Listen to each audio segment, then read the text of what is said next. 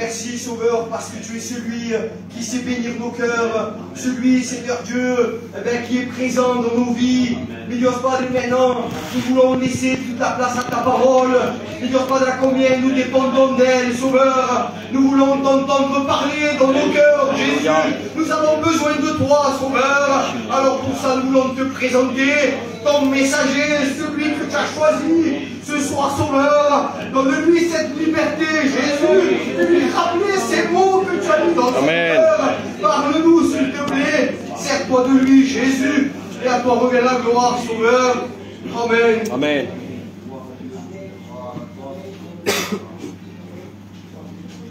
Gloire au Seigneur. Amen. Gloire à Dieu, que Dieu soit béni. Merci à Dieu pour ces bons moments. Il y a certaines réunions qui sont faites pour nous encourager, il y a certaines réunions qui sont faites pour nous conduire.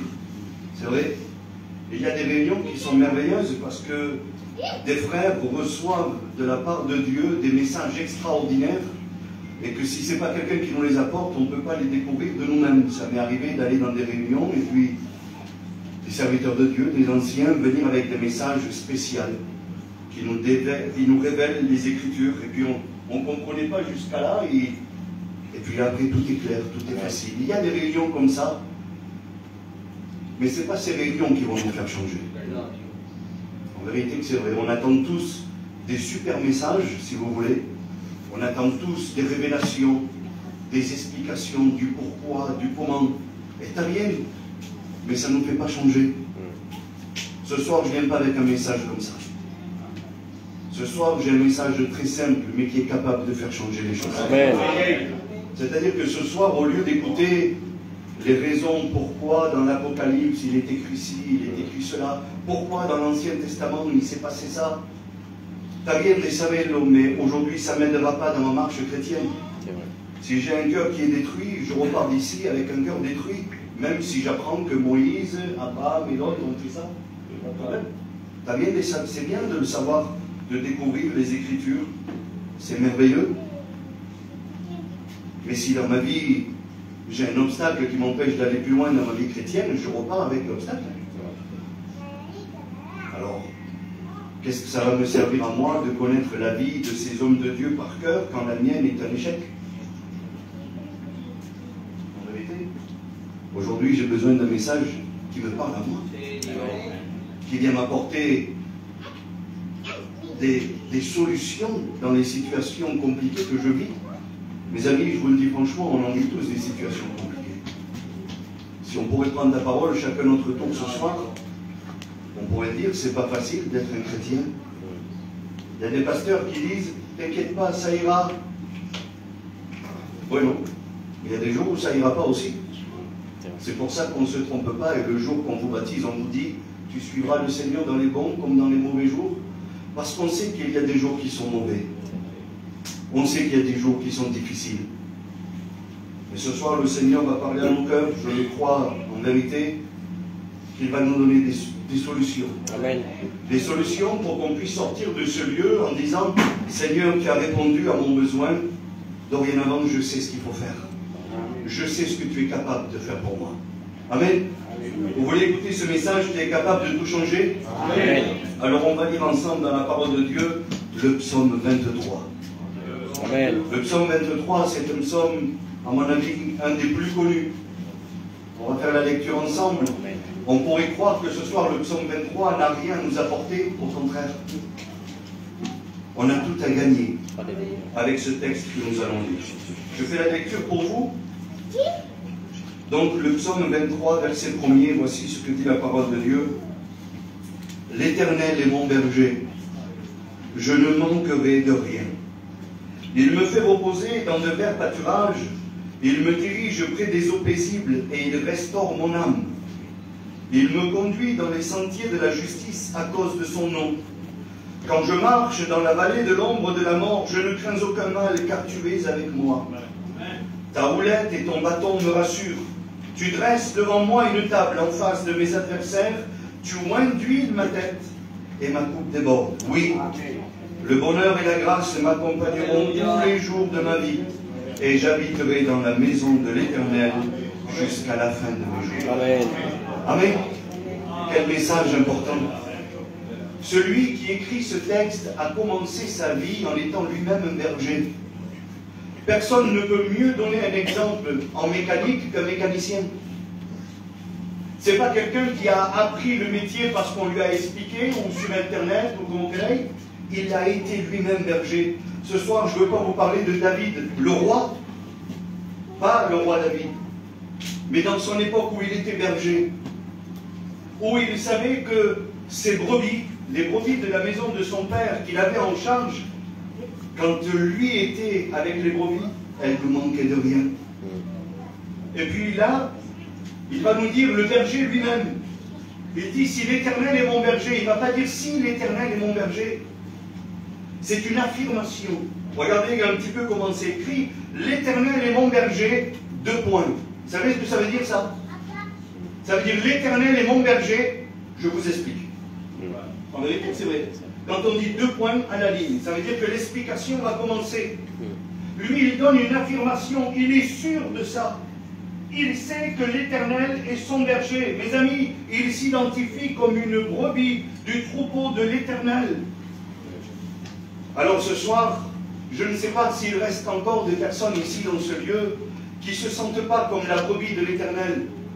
Il faudrait que tu fasses ton choix. Je voudrais te présenter pas un berger parmi tant d'autres. Je ne voudrais pas te présenter un pasteur parmi tant d'autres. Je voudrais te présenter le bon berger. Dans l'évangile de Jean au chapitre 10, il nous est parlé du bon berger. N'ayez pas peur, je ne parlerai pas de moi ce soir. On ne parlera pas des pasteurs qui passent ici. On a une fonction, si vous voulez. Je vais dire des mots qui sont bibliques. Nous, on est des mercenaires. Ce n'est pas nos brebis. Ce n'est pas nos brebis. La différence entre un berger et un mercenaire, c'est un travail. Aujourd'hui, je remplis la fonction que l'Éternel m'a confiée, mais les brebis non sont la mienne. Les brebis appartiennent à l'Éternel. Vos âmes ne m'appartiennent pas à moi, ni à aucun pasteur. Alors si tu as été souvent déçu par les pasteurs, je peux le comprendre, parce que moi-même j'ai déçu des gens. Oui, je viendrai, je ne suis pas venu. Alors souvent vous avez pu me critiquer. Oh, les vies de venir, n'a venu. Mais moi aussi j'avais des problèmes. Moi aussi c'était compliqué. Et puis des fois, pour ne pas me cacher, ben, je n'ai pas voulu venir. Soyons mal bateaux. C'est vrai. Qu'est-ce que vous voulez? Je dis la vérité. Mais celui que je vous présente, alléluia, il ne vous décevra pas. Amen. S'il y a bien quelqu'un en qui vous pouvez compter et confier, c'est en lui. Amen. Et ça, David l'avait bien compris. Et il dit ainsi, l'Éternel est mon berger, je manquerai de rien. Seigneur, Gabriel, de dire je manquerai de rien, c'est déjà beau. Il n'a pas dit j'aurai tout. Non, parce qu'un chrétien n'a pas tout. Mais il manque de rien. Amen. Il y a une grande différence entre tout avoir et ne manquer de rien. Tout avoir, on pourrait se perdre dans des pensées, dans des idées, dans des trains de vie un petit peu spéciaux, dans le désir humain, dans le désir charnel, dans le désir de la chair, la réussite. Ah oui, si on veut tout avoir, demain tu me donnes un studio, après je veux un 3 pièces, aller au milieu de la villa, et après je veux un château, et à la fin, ben voilà. Mais avec lui, on manque de rien. Amen. Et c'est ça que je voudrais vous dire ce soir. Si vous oseriez faire confiance en l'Éternel et que vous arrêteriez de vous casser la tête pour le lendemain, si vous vous direz, je dis les mots ce soir, vous me le permettez, hein, je viens avec un message de la part de Dieu, je ne voudrais pas donc ici la portale tampoco parce que ça serait dommage. On a eu des conversations en étant pasteur, en étant prédicateur avec des gens, ils m'ont dit oui mais si j'arrête de signer ces faux papiers, je ne mangerai plus. Non. Si l'Éternel est ton berger, tu manqueras de rien. Amen. Alors oui, tu ne mangeras pas ce que tu voudras, mais tu ne mouriras pas de faim. Oui. Au jour d'aujourd'hui, une brebis doit dépendre de son berger. Amen. Pour la sécurité, pour manger. Et on va le voir ensuite. Lui, il dit, l'Éternel est mon berger. Et le premier point qu'il dit, c'est ça. Je ne manquerai de rien. il a une assurance et une sécurité dans sa vie que même s'il traverserait des moments difficiles, je te le dis à toi, même si les moments difficiles sont à la porte de ton cœur, même si les vents contraires sont là, si l'Éternel est ton berger, notéable, tu ne manqueras de rien. Amen. Tu auras toujours une bouée qui te sera lancée au moment où tu crois que tu vas te noyer. C'est ça un bon berger. C'est pas celui qui te prend dans un yacht et qui t'amène promener là où toi tu veux. Non. Mais quand tu es sur le point de faire un naufrage, il est celui qui vient te sauver. Amen. C'est ce berger qu'on vous présente ce soir. Merci Jésus. Gloire à Dieu. Il dit, il me fait reposer dans de verts pâturages. Il me fait reposer dans de verts pâturages. Si on pourrait parler quelques instants du repos ce soir. Pas du repos de la chair, vous avez bien compris. Jésus lui-même, dans l'évangile de Matthieu, chapitre 11, verset 28, il va faire une invitation et il va dire, venez à moi vous tous qui êtes fatigués et chargés, je vous donnerai du repos. Et voyant que les gens n'avaient pas compris exactement ce qu'il disait, il a rajouté quelque chose. Il a dit du repos pour vos âmes. Amen. Et oui, parce que les gens croyaient, je vais être reposé dans mon physique. Ils croyaient que c'était un repos passager, un repos. Faites une nuit de 10 heures de sommeil, ben, il y avait une manière, vous êtes en pleine forme. Mais là, il est question du repos de l'âme. Jésus l'a dit, venez à moi, vous tous qui êtes fatigués, chargés, je vous donnerai du repos. Il savait que la fête était avant contente, mais de la mauvaise manière. Alors allez, appelle. Du repos pour vos âmes. Amen. Si tu es fatigué dans ton corps, va au docteur, ou fais-toi une bonne nuit de repos. Normalmente che dico eso. Mais ce soir, on veut parler du repos de l'âme. Amen. Une brebis, quand elle est à côté de son berger, elle repose. Está descansando. Parce qu'elle sait qu'il pourrait venir une meute de loups. Elle ne craint rien. Il pourrait subvenir une famine. C'est pas grave, le berger a prévu. Amen. Elle pourrait traverser un désert là où il n'y a pas d'eau. On va le voir tout ça. C'est pas grave. Il a fait des réserves, le bon berger. Amen. Est-ce que vous comprenez? Il me fait reposer, le repos, avec la vie agitée qu'il y a aujourd'hui. Il n'y a plus assez d'heures dans la journée pour faire tout ce qu'on doit faire. On court de tous les côtés, on arrive à la réunion, on est agité qu'on n'en peut plus. Le repos, on n'arrive pas à le trouver, ou alors peut-être pendant 1 heure, 1 heure et demie, quand on est à la réunion. Mais il bien que sa réunion. Oui, mais toute la vie, tu dois vivre comme ça. C'est possible aujourd'hui. On ne vous présente pas un berger d'intérim qui fait 3 heures par semaine. Il travaille à plein temps. Et aujourd'hui, beaucoup trop de personnes disent, en ce moment, ça ne va pas. Je vais aller à la réunion, je vais trouver un petit peu de repos. Mais quel dommage de trouver du repos que dans ce lieu, que à la réunion. Chez toi, c'est possible aussi. Amen. Le repos, quand on se met sur le lit prêt à dormir et que la tête n'arrête pas de tourner, que le cœur est agité, que l'âme est agitée, quand on se pose cette fameuse question, et si le Seigneur revient? Parce que quand on est à la réunion, on ne se la pose pas souvent, ou si on se la pose, voilà, on effleure la question, mais quand on se retrouve en tête à tête avec Dieu, quand on éteint la lumière le soir et qu'on est prêt à dormir et qu'il nous vient ça en pensée, ici le Seigneur bien. Est-ce que je pars avec lui? Alors quelques-uns trouvent le repos parce que le berger vit dans leur cœur et ils sont en harmonie avec la parole. Bien entendu qu'ils reposent en paix dans de verts pâturages. Un vert pâturage, vous savez ce que c'est? C'est de la nourriture en abondance. Le Seigneur ne nous donne pas du repos n'importe où. Il nous donne du repos dans cette nourriture qui vient du ciel. Je veux te dire, si aujourd'hui ton cœur est agité, si tu n'arrives pas à trouver du repos, mange. Amen. Viens te nourrir de cette parole, de ces verts pâturages. Que Dieu soit béni. Vous avez remarqué le détail vert? Parce qu'il y a des pâturages qui ne sont pas encore venus à maturité, on ne peut pas les faire manger. Les brebis ne peuvent pas les manger. Ce n'est pas encore venu à maturité. Donc, ils se préparent. C'est pour ça que des fois on voit des clôtures dans des champs. Ils laissent manger à des endroits. Je me suis renseigné, c'est pour ça que je dis ça. Si vous voulez, dans un grand champ, ils le divisent en 4 ou 5 et à chaque fois ils plantent des semences différentes. pour pouvoir porter de la nourriture tout au long de l'année, dans des périodes différentes. Et puis il y en a qui sont quadrillés, et là c'est en attente. Ils ne peuvent pas venir manger encore. Et ce soir, ce qu'on vous propose de la part du Seigneur, c'est des verts pâturages. Ce soir, c'est prêt. On peut se nourrir maintenant.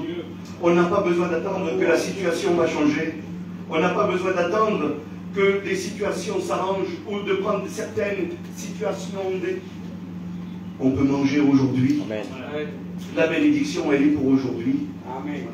Ne repousse pas demain. Ne repousse pas demain. Aujourd'hui, tu as le droit de te nourrir de la parole de Dieu. Alors ce fameux repos. Et puis il continue, il dit, il me dirige près des eaux paisibles. Je vous le dis, malheureusement, aujourd'hui, nos cœurs sont desséchés. On n'arrive plus à s'abreuver dans le monde. On croit, mais on est éclaboussé. Parce que ce n'est pas des eaux paisibles qu'il y a dans le monde. C'est des tourbillons, c'est des torrents. Ah, c'est beau, quand on le voit de loin, on voit une multitude d'eau qui passe à toute allure, mais essayez de vous approcher d'un torrent déchaîné et essayez de mettre la main pour boire, il vous emporte. On ne peut pas se désaltérer dans un torrent d'eau. Non, connaissez, il faut trouver un lieu un petit peu calme, là où l'eau va perdre un petit peu de vitesse. On va pouvoir s'approcher sans risque de se faire noyer, mais voilà, ça c'est le problème de tout le monde. Le monde nous propose une telle quantité d'eau. Elle passe à des allures terribles et puis ça nous plaît. On se dit, ben là, j'arriverai à boire, je vais désaltérer pour longtemps. Mais c'est un piège. Parce que dès qu'on tend la main pour boire, on est vite emporté. Seigneur, juste une fois. J'y vais une fois. Alors on met la main et on est emporté et on tombe dans un trou. Et puis on s'éloigne, on s'éloigne, on s'éloigne. Et on devient rétrograde. La nostalgie du temps passé.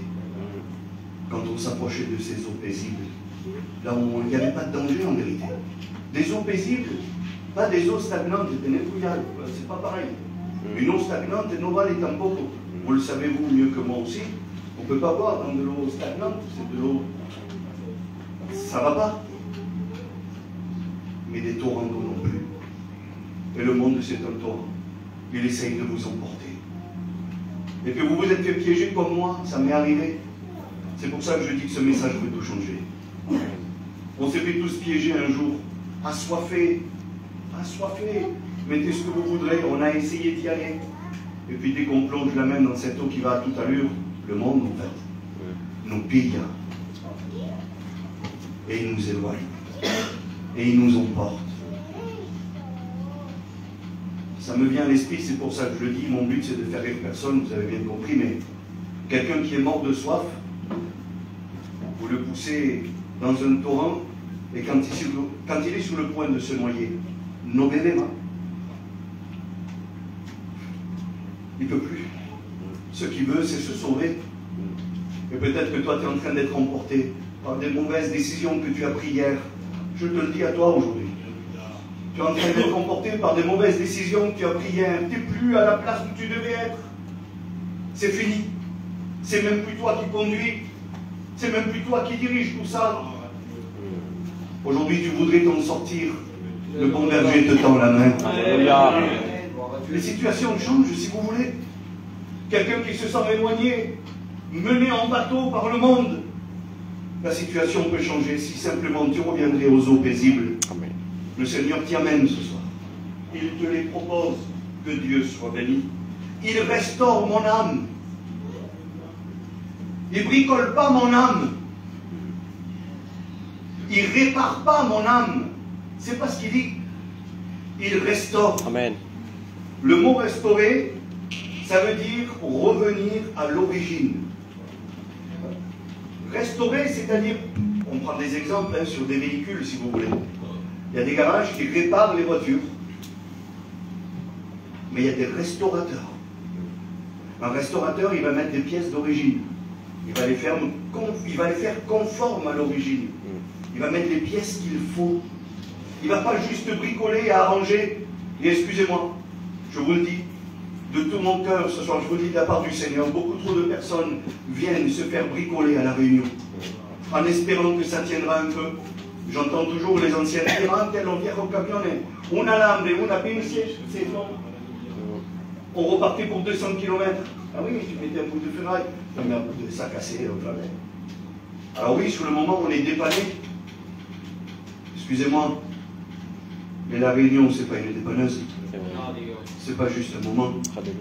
C'est pas méchant comme on le dit, c'est des exemples que je donne. Après, on se demande pourquoi ça va pas. Ta pièce, elle n'est pas d'origine.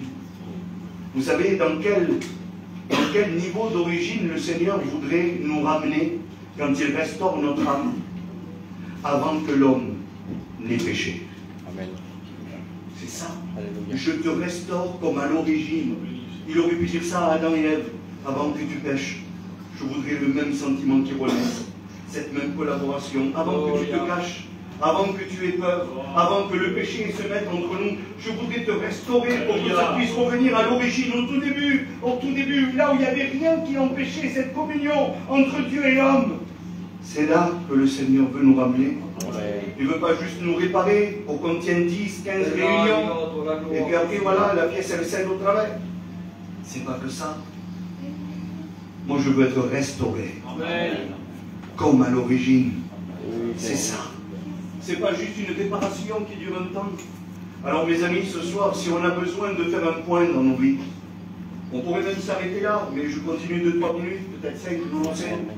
Mais l'Éternel est mon berger, voici les conditions. Regardez, je ne manquerai de rien, Seigneur. Je ne manquerai de rien. Il me fait reposer, le repos. Il me dirige. Il est la direction. Il est la direction. Il restaure mon âme. Mes amis, si on s'appliquerait sur ces 4 ou 5 mots-là, et puis je suis sûr que le Saint-Esprit a distribué selon les besoins de chacun, et puis même nous, non siamo tanto tampoco, que Dieu me pardonne, on sait très bien quand la parole de Dieu veut nous parler. On sait très bien saisir les mots qu'il faut. Quand on est détruit et juste bricolé, le Seigneur nous parle de restauration. Ouais, ce sera vite. Quand on ne dort pas des nuits, parce qu'on ne sait pas si le Seigneur revient, on part avec lui ou pas. Quand il parle de repos, ok, je ne serais pas mis. On sait prendre les paroles de Dieu. Avec ça, en vérité, la réunion est faite. On devrait se mettre à prier et dire, Seigneur, j'ai besoin d'être restauré. Je ne veux pas être bricolé dans les réunions juste pour tenir un temps, Seigneur. Je veux revenir à l'origine. Je veux cette communion, Seigneur, qui n'y est plus dans ma vie. Seigneur, c'est pas rien en vérité. C'est vers pâturage. Je veux m'en nourrir, Seigneur. Ouais, je veux m'en nourrir. De quoi on se nourrit aujourd'hui? Je vous le dis en vérité, quel est notre moteur aujourd'hui? De quoi on se nourrit? Qu'est-ce qui nous propulse en avant? Il faut que ce soit ça. Amen. Amen. Alors je ne suis pas un extrémiste, écoute, je ne suis pas un extrémiste, mais aujourd'hui notre premier souci, ça doit être ça. Amen. El trabajo mañana, les traites à payer mañana, no te portes tanto feliz. On rigole, mais ça arrive à tout le monde. On s'engage, on n'a plus le temps de rien, on n'a même plus de vie chrétienne. On prie même plus Dieu qui nous donne la santé pour pouvoir aller travailler. Il semble que c'est acquis. Nuestro la salud. Mes amis, je ne vous apprends rien. Vous le savez, comment ça se passe. Un jour, on ressent une douleur, on va consulter, 15 jours après, le verdict tombe, et voilà. On a été où tout ce temps-là? Qu'est-ce qui s'est passé? Quelle est notre priorité? Aujourd'hui, je pense qu'il serait temps de s'approcher de ces autres. Alléluia. On peut tendre la main en toute sécurité. Chacun, en vérité, on pourrait tendre la main et venir se désaltérer. On pourrait prendre ce qu'il faut, mais voilà. On préfère le bruit des autres, agiter. Seigneur, comment c'est compliqué. On continue encore 5 minutes si vous voulez. Amen. Il me conduit dans les sentiers de la justice à cause de son nom. Quand je marche dans la vallée de l'ombre de la mort, je ne crains aucun mal car tu es avec moi. Alors là, la vallée de l'ombre de la mort, il faudrait 8 messages pour pouvoir l'expliquer. 8 réunions d'affilée. Mais si vous voulez, la vallée de l'ombre de la mort, c'est les moments d'inquiétude. C'est les moments où on ne gère plus rien. C'est les moments où on ne maîtrise plus rien du tout. Mais vous imaginez ce qu'il peut dire lui dans ces moments-là? Il a dit ça en vérité. Je rajoute rien à la parole de Dieu. Il a dit, quand j'ai peur, quand je ne peux plus rien faire, quand les situations m'échappent, quand les choses sont arrivées et que je ne peux plus rien changer, je crains rien parce que tu es avec moi. Amen. C'est ça. Quand je marche dans la vallée de l'ombre de la mort, je ne crains aucun mal. Pourquoi? Non porque soy valiente. Pas parce que j'ai fait, pas parce que je mérite, non, parce que tu es avec moi. Amen. Mes amis, si vous passez des moments difficiles et que vous êtes rentrés dans cette vallée de l'ombre de la mort sans Jésus, aujourd'hui vous avez encore de la chance. Parce que vous pouvez l'appeler encore aujourd'hui. Amen. Vous pouvez dire, Seigneur, j'ai commencé sans toi, mais aujourd'hui viens à mon aide. Et il le fait. Et il le fait. Et ce soir, je suis venu vous le répéter, parce que je sais que vous le savez. N'attendez pas de passer par l'ombre de la mort, par ces vallées effrayantes que personne ne veut passer. Personne ne veut recevoir ces mauvais coups de téléphone. Nadie quiere los jaleos, nadie quiere la ruina, tout le monde quiere estar tranquilo, mais on fait tout pour être embêté.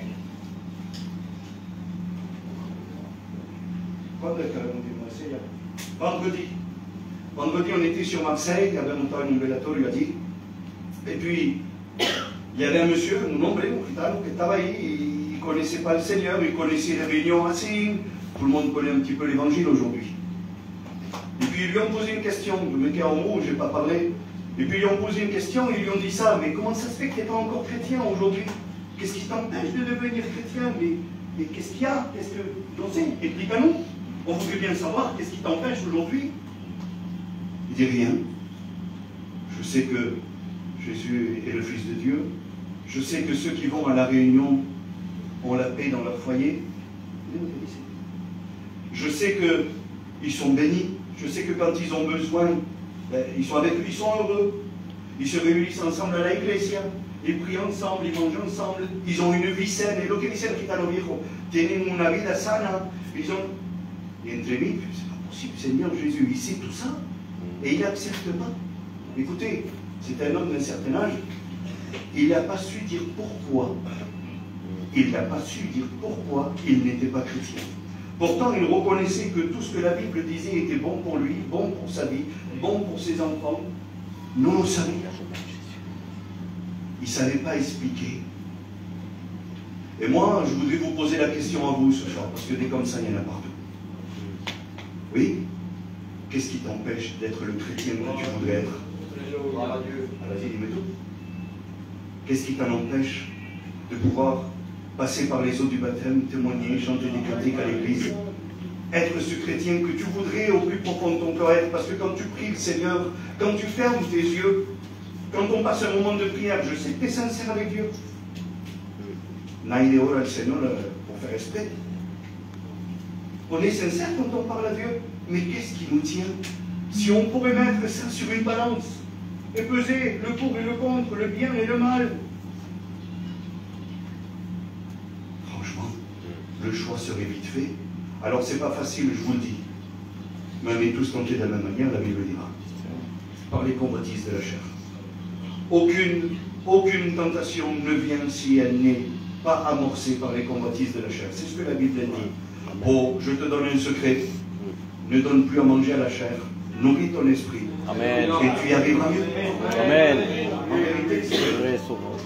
Alors, quand je marche dans la vallée de l'ombre de la mort, je ne crains aucun mal car tu es avec moi. Et puis on finira sur ça si vous voulez. Ta houlette et ton bâton me rassurent. La houlette et le bâton est la misma cosa. La houlette, c'est juste le bout du bâton qui s'appelle comme ça, et il est recourbé un petit peu, si vous voulez.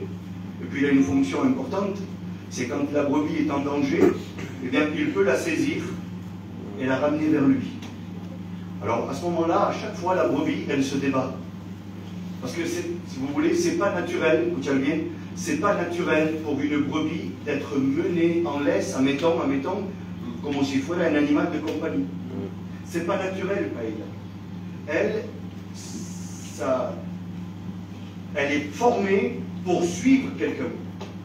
Elle n'est pas formée, la brebis, si vous voulez, c'est pas naturel pour elle. Ponerle un collier et une cuerda, c'est pas naturel. C'est pas comme ça qu'une brebis doit avancer. Elle est faite pour suivre quelqu'un. Alors quand le berger voit qu'il y a un danger, ou quand elle désobéit, ou quand il y a quoi que ce soit, quand il a saisi, que ce soit il par la patte ou par le cou, elle se débat automatiquement. Souvent c'est ce qu'on fait. Quand on est en danger, quand on désobéit, quand on n'a pas trop envie, et que le Seigneur vient nous saisir, tout de suite on essaye de se débattre. Ne te débat plus. Alléluia. Le Seigneur, le bon berger, veut te sauver la vie. Alléluia. C'est ça le problème. Aujourd'hui, on croit que le berger fait ça juste parce qu'il en a envie. Non. Je parle du bon berger, vous avez bien compris. Amen. Le bon berger, quand il tend le bâton avec au bout cette houlette qui est là, c'est pour ramener la brebis vers lui. Amen. Écoute, il voudrait te ramener vers lui. Alléluia. Alléluia. Je ne sais pas de quel message tu as besoin. Moi, j'ai besoin de celui-là. Alfonso, je sais pas de quoi tu as besoin. J'ai besoin de mon frère. Non, c'est le Moi, j'ai besoin de me sentir près de mon Père. Amen. Parce que quand on est près de lui, on est en sécurité. Quand on est près de lui, on n'a besoin de rien de plus. Amen. Quand on est avec lui, c'est lui qui nous conduit. Alors là, il dit ça. Tu dresses devant moi une table en face de mes adversaires. Tu vois une huile, ma tête et ma coupe débordent. Je vous dis ce que c'est parce que c'est un petit peu compliqué. Hein? Tu dresses devant moi une table et tu vois une huile, ma tête, en face de mes adversaires. Écoutez, il n'y a pas de combat là. Il n'y a pas de guerre, si vous voulez. Mais il y a une approbation. C'est ça. C'est-à-dire que si tu fais les choses conformes à la Bible, conformes à la parole de Dieu, si tu te comportes comme une brebis de l'Éternel, eh bien ceux qui seront en face de toi et qui te contradiront, t'inquiète pas. Le Seigneur va te placer en face d'eux. Il va dresser une table. Et la table, ce n'est pas le lieu où on fait la guerre. Il n'a pas dit me mets sur un champ de bataille et loin de ma tête. Non, la table, c'est le partage et la communion. Amen. Les chrétiens ne font pas de guerre à personne. Vous comprenez? Mais par contre, il y a quelque chose. C'est que tu vas être approuvé par Dieu. Amen. À combien il est bon de se sentir approuvé par Dieu. C'est vrai, Jésus. Quand on prend des décisions et qu'on n'est pas bien compris, quand on nous critique, quand on nous parle dessus, quand on nous fait du mal, et puis que là on s'assoit à cette table, on essaye de réconcilier, on essaye de faire, et puis que le Seigneur vient et il oint d'huile notre tête. Amen. En disant c'est lui que j'ai choisi. Alléluia, Jésus. Qu'il est bon de se sentir approuvé. Amen. Eh bien oui, c'est le dernier verset. Oui, le bonheur et la grâce m'accompagneront tous les jours de ma vie. Quelle certitude dans son cœur, hein, Seigneur. En vérité. Il ne doit pas douter de ça, lui. Oui, le bonheur et la grâce m'accompagneront tous les jours de ma vie, et j'habiterai dans la maison de l'Éternel jusqu'à la fin de mes jours. Gloire à Dieu. Amen. Amen. Que Dieu soit béni. Alors, libre à vous de faire ce que vous voulez de ce message. Il n'y a pas de problème. Moi, je voudrais m'arrêter sur chaque point qu'on a vu ensemble et dire, Seigneur, si c'est marqué dans ta parole, je peux le dire aujourd'hui. Amen. Amen. Parce que vous avez bien vu des pubs mensongères, ce que c'est. Ils nous promettent la lune et ils nous donnent même pas ça. C'est vrai? Il semblerait que c'est une super vitrine et puis quand on rentre, il n'y a rien du tout. Un beau gâteau et quand on mord dedans, on ne peut pas mettre le nourrir. La Bible, c'est pas ça. La Bible, ce qu'elle dit, elle le fait. Amen. Alors si tu as besoin aujourd'hui d'être restauré par Dieu, Bénis ton nom, Jésus. si tu as envie d'entreprendre une véritable chrétienne, Alléluia. Béni. pas juste suivre un mouvement, ne plus dépendre juste d'un berger parmi tant d'autres, non, du bon berger. Si tu as envie, eh bien, de reposer, oui, de reposer, faites l'expérience ce soir si vous voulez. Amen. Je vous le dis, on prie le Seigneur. Alléluia. Si vous avez du courage ce soir, faites-le. Amen. Normalement, vraiment pas, vraiment pas. Et tu t'as envie jamais je dirais ça méchamment. Mais si vous avez du courage, faites-le. Ce soir, quand vous êtes sur votre lit, quand vous éteignez la lumière, vous avez mis le verre pour demain, che tot ha hecho, hein, vous dites, et bon âme, dites-le. Et vous allez voir si vous êtes pas tourmenté. Et vous allez voir si l'agitation n'est pas dans vos cœurs. Si. Mais là, il nous propose le repos. Amen. Alors on prie le Seigneur ensemble.